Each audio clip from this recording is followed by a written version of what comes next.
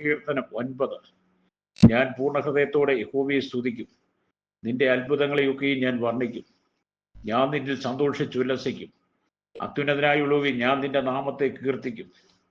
എന്റെ ശത്രുക്കൾ പിൻവാങ്ങിയിൽ ഇടറി വീണു, നിന്റെ സന്നിധിയിൽ നശിച്ചു പോകും. നീ എന്റെ കാര്യവും വ്യവഹാരവും നടത്തിയിരിക്കുന്നു. നീ നീതിയോടെ വിധിച്ചുകൊണ്ട് സിംഹാസനത്തിൽ ഇരിക്കുന്നു. നീ ജാതികളെ ശാസിച്ചു, ദുഷ്ടനെ നശിപ്പിച്ചു.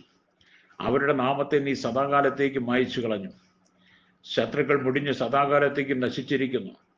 അവരുടെ പട്ടണങ്ങളിൽ നീ മറിച്ചു കളഞ്ഞിരിക്കുന്നു. അവയുടെ ഓർമ്മ കൂടെ ഇല്ലാതെയായിരിക്കുന്നു. എന്നാൽ യഹോവ എന്നേക്കും വാഴുന്നു.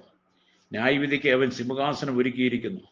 അവൻ ലോകത്തെ നീതിയോടെ വിധിക്കും, ജാതികൾക്ക് നേരോടെ ന്യായപാലനം ചെയ്യും. യഹോവ പീഡിതന് ഒരു അഭയസ്ഥാനം, കഷ്ടകാലത്ത് ഒരു അഭയസ്ഥാനം തന്നെ. നിന്റെ നാമത്തെ അറിയുന്നവർ നിങ്ങൾ ആശ്രയിക്കും.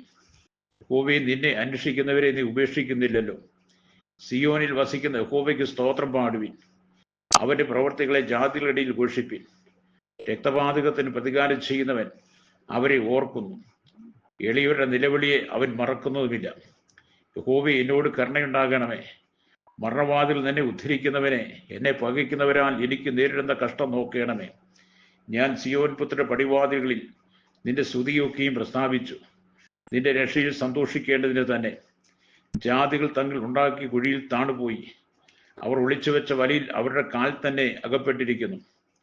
യഹോവ തന്നെത്താൻ വെളിപ്പെടുത്തി ന്യായവിധി നടത്തിയിരിക്കുന്നു. ദുഷ്ടൻ സ്വന്തം കൈകളുടെ പ്രവൃത്തിയിൽ കുടുങ്ങിയിരിക്കുന്നു. ദുഷ്ടന്മാരും ദൈവത്തെ മറക്കുന്ന സകല ജാതികളും പാതാളത്തിലേക്ക് തിരിയും. ദരിദ്രനെ എന്നേക്കും മറന്നുപോകുകയില്ല. സാധുക്കളുടെ പ്രത്യാശയ്ക്ക് എന്നും ഭംഗം വരികയുമില്ല.